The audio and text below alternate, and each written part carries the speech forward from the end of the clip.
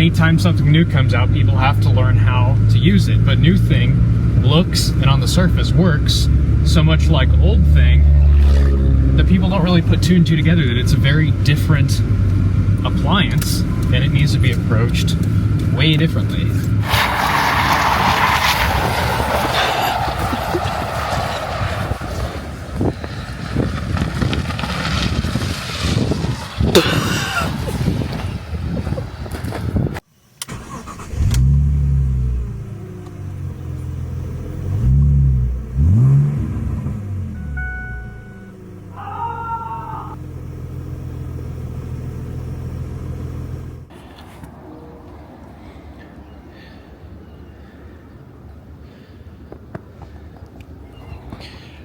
Well, it is simply a terrible time to exist outside if you have blue eyes. Winter has happened in January, exactly 365 days after the last time it snowed, and now I have to deal with snowy weather as a EV owner. And there's a lot of FUD around this sort of thing, but there's also a lot of truths about EVs in winter. I remember last year there was a whole thing about pile-ups of Teslas in Chicago that were unable to charge and whatnot, and I've had to deal with my own unique issues here in Wichita. Some of them are just inherent to EVs in general. Some of them are due to the fact that my particular EV is objectively a pile of garbage. Mostly, I've been solving these issues by just driving my truck, as one does. So we were supposed to get 3 inches. What we've actually got here is more like, I don't know, that's a healthy, I mean, if you're in high school, that's 12 inches right there, but I think that's like 7 or 8. This is kind of a drift, though, but the i3 is well and truly snowed in. I've been having this thing automatically precondition its pack 3 times a day, just so that it kind of stays on the warm side. A few days ago, what we got was snow with ice preceding it, which does fortunately not appear to be the case this time, because all of this was completely encased in a layer of ice, and I had to use effectively a warm water bottle in order to dig it out. You know, you get ice all up in the mechanism here, ice in the hinge, but doesn't seem to be the case so much today. The problems are going to start once we get, once we get in the car. Fortunately, again, no ice, because these are very fragile door handles on this. Ooh, it's dark in here. All right.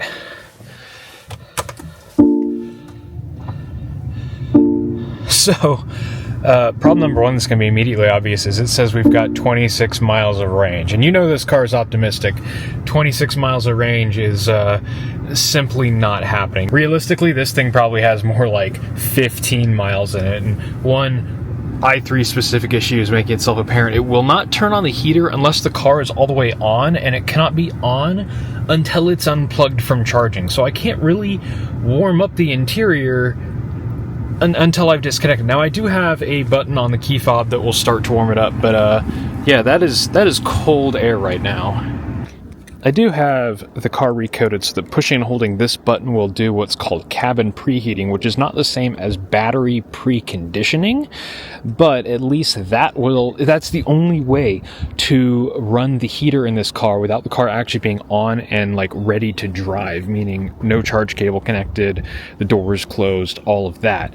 It's a really weird, arbitrary thing on these cars, and there's no like feedback, so I'm not really sure how long I have to hold this or if it's actually worked or not. I think a light comes on in the dash, but I can't see it through the window right now. So we'll let that precondition, and I guess I will sweep the snow off of the windshield. The truck, of course, which I just realized I have to move out of the way. The truck, it actually has sipes on the tires. It has no problems whatsoever.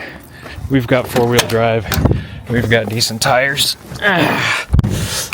We just did a bunch of off-roading. This thing is killer in this weather. 4 high. The only problem is Ford power steering. It's all been replaced on this truck. New pump, new lines, new everything. But it freezes. And then it's not like I have no power steering. It straight up jams up the whole steering system until it gets a little bit of heat in it.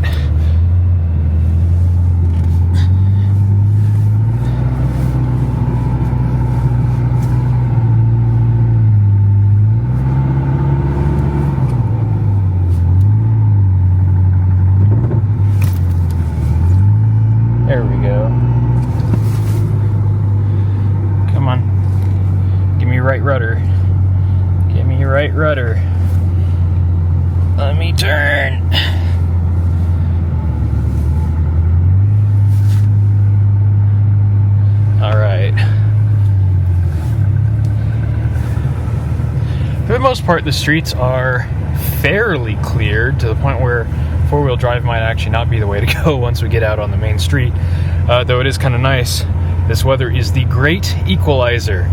This truck is no longer slow with its 80-something horsepower, simply because I have four-wheel drive and decent tires. Now, of course, I also have no ABS. I mean, technically this truck has ABS, but it's a single-channel system on the rear axle. So, not incredibly useful, and I'm not sure how well it works. Probably not very. Oh yeah, I gotta go through the big snow. Oh yeah. It's like rock crawling, except it's in the middle of the city and it's snow. Okay, we got a dude walking in the street. That's cool. Fine, I guess. Got your McDonald's. Yeah, so main streets. It's what, 1 p.m. and I'm finally getting out of the house for the first time today. That tells you how my life's been going. Main streets seem absolutely fine. I'm kind of scouting for the I-3. I think the I-3 is probably going to get stuck in my neighborhood. My I-3 has the 20-inch wheels, which mean there is one tire available for it, the Bridgestone Ecopia, and that is not a snow tire. That is a no season. So I don't have incredibly high hopes. The main thing, though, is something I talked about earlier, which was preconditioning. Preconditioning is incredibly important with electric vehicles because of the way that lithium works. When it's cold out like this, a lithium battery pack does not want to work. I mean, neither do I. Neither of us want to get up out of bed. We need to set our alarm extra early. And if your car is plugged in, you can set that alarm extra early and say, hey, I'm going to drive the car in 3 hours. You know, you push a button on your phone, you say, hey, precondition, I'm going to drive in 3 hours. And the car says, okay, buddy. And it starts warming up the battery pack using the cheap electricity from your wall and gets it ready to drive. Now, the app doesn't work on my car anymore, and if you're not able to plug in at night, it's just going to suck down your battery if you try to precondition. So you end up hopping in a car with a cold pack that is not working at its most efficient. And then you ask it to go drive, and it will, but it's going to be getting like 1 mile per kilowatt hour. Ooh. This hasn't been plowed yet.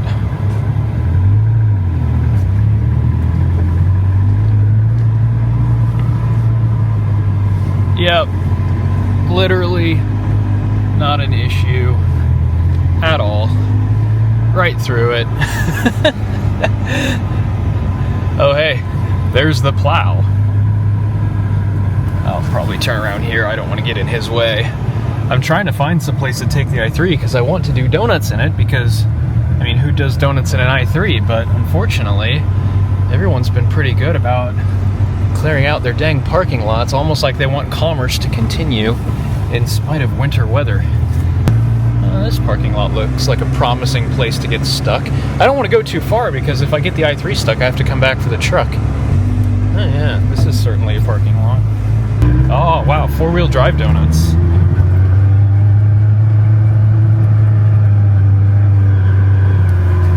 I'm not gonna lie, I'm kind of impressed.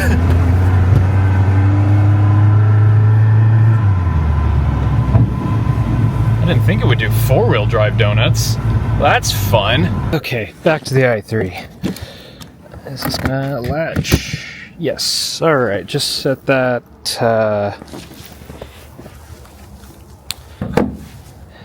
Yeah, that's probably fine.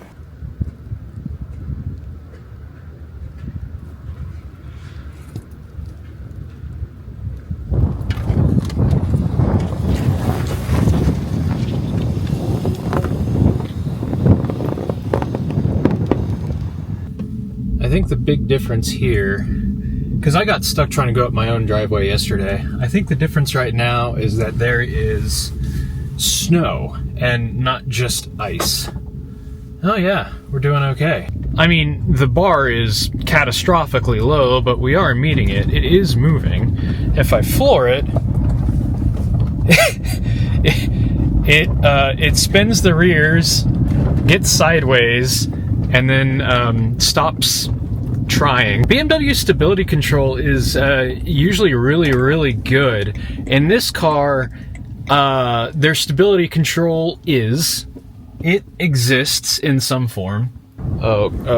Getting started is such a... Okay, there we go. We were in some real slushy garbage. I feel bad for not clearing all the snow off my roof, but we're not going on the highway or anything. I think 30 miles an hour is probably the best we're going to get out of this car today. And, you know, we're staying within a couple blocks of my house, so I don't think it's going to be too much of a problem for people.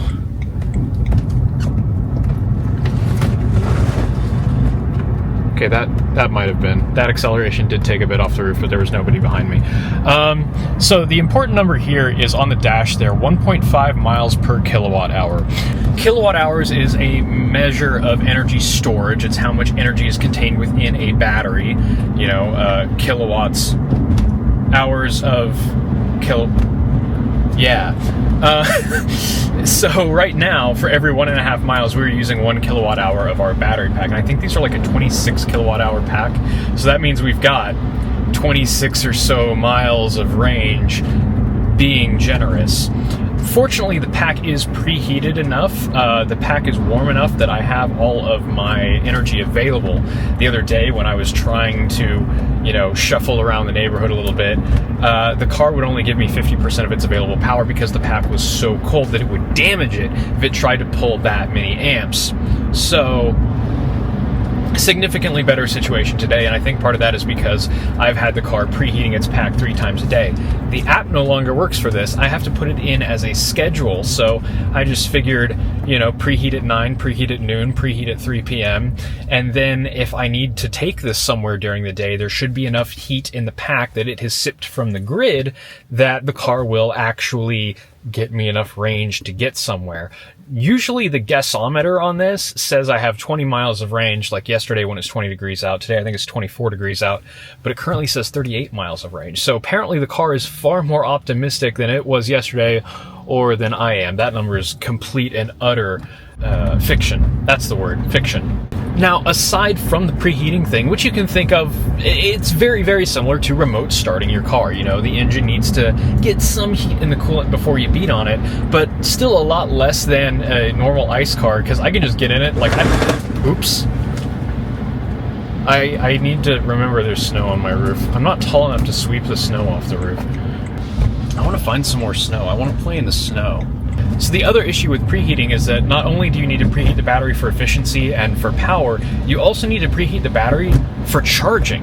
And that's something that people don't understand. A lot of these cars have, a lot of EVs in general, have built-in infotainment and navigation and stuff, and people just say, why would I use that? I'm going to use CarPlay. But one kind of critical nuance that everybody misses with EVs is that you want to use the built-in nav to tell it, you know, to go to a charging station. First of all, for convenience, the car might actually know where the best charging stations are. I don't know how good modern EVs are at that kind of thing, how connected they are, but it also tells the car, hey, here in about 30 miles or, you know, an hour or however long it takes to get to the charging station, I'm going to need you to drink up 300 kilowatts of energy.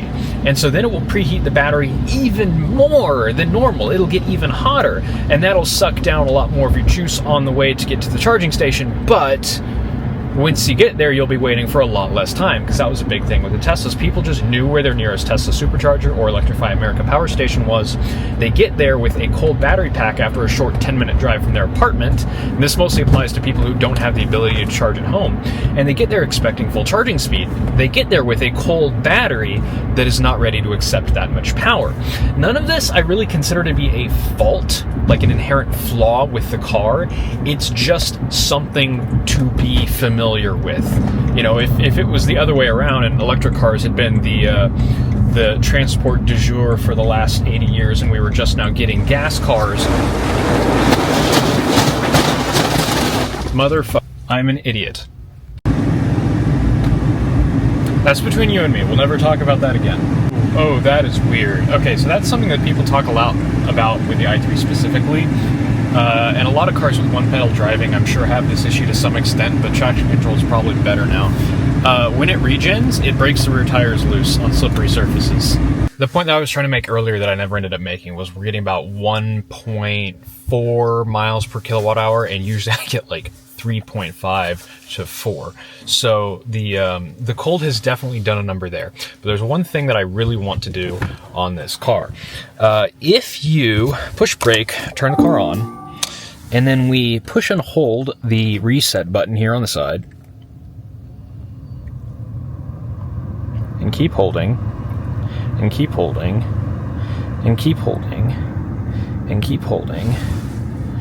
There we go. Then we go down to start roller, push and hold,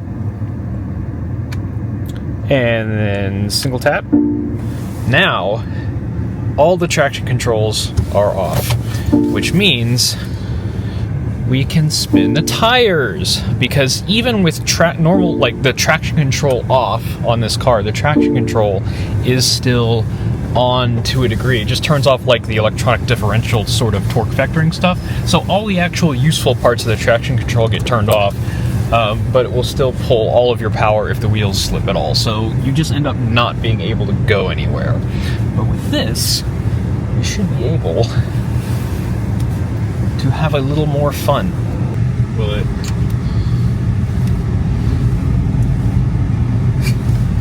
Oh god. Oh god. Oh no. What this also does, this also completely disables regen. So I get off the throttle and it just keeps going, which is incredibly weird in an i3. I think this also disables ABS, which might be an issue. What happened? Yeah, no ABS. Oh, that's weird. It's like driving, you know, my E30, except it's an i3. So we're very gingerly gonna get to parking lot here. Just a little throttle. Just a little. No, no. That was too much throttle. We are stuck.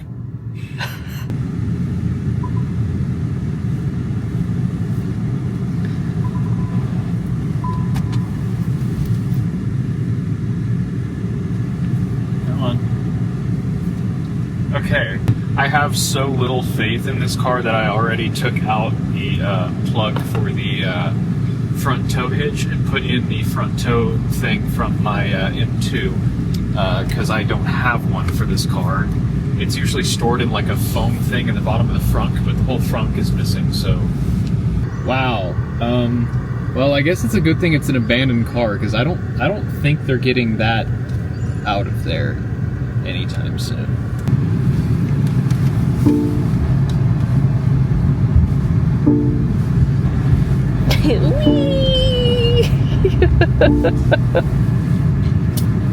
Yep, it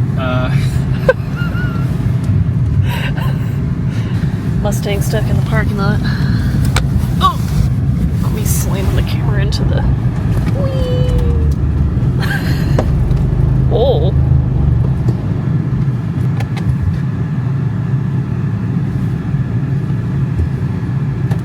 Uh-oh. Are we stuck now too? Nope.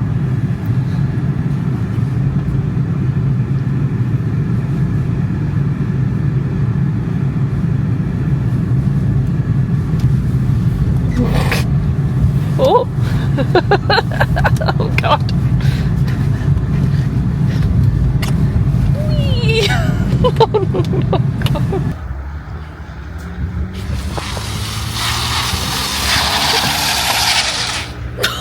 Damn! A little push and away she goes.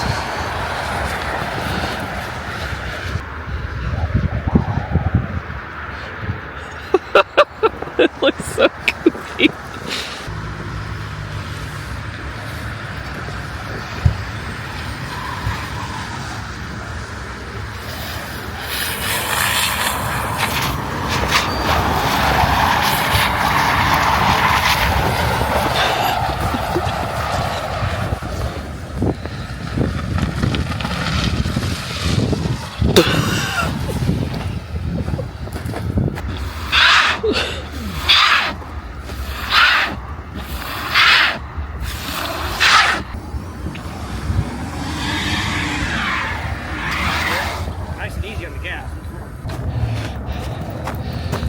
There we go.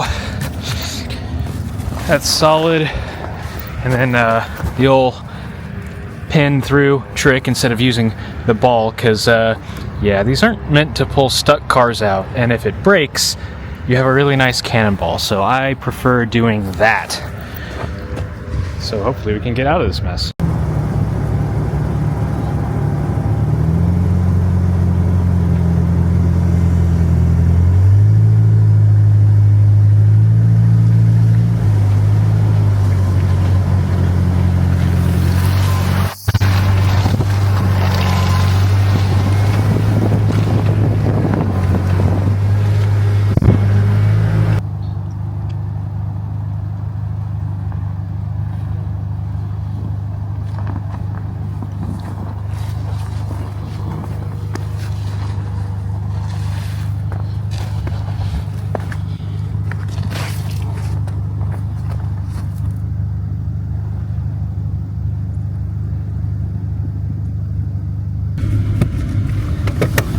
Okay, well, EVs bad, blah, blah, blah. Modern EVs are extremely good. Old ones have a lot of caveats. New ones have slightly fewer caveats. It's just, you know, anytime something new comes out, people have to learn how to use it. But new thing looks and on the surface works so much like old thing that people don't really put two and two together, that it's a very different appliance and it needs to be approached way differently.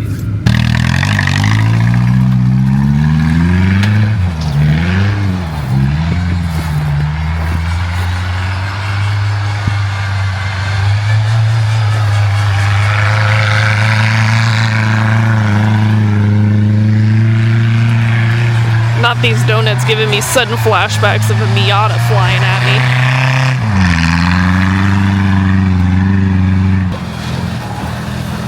Don't hit me, I swear to God.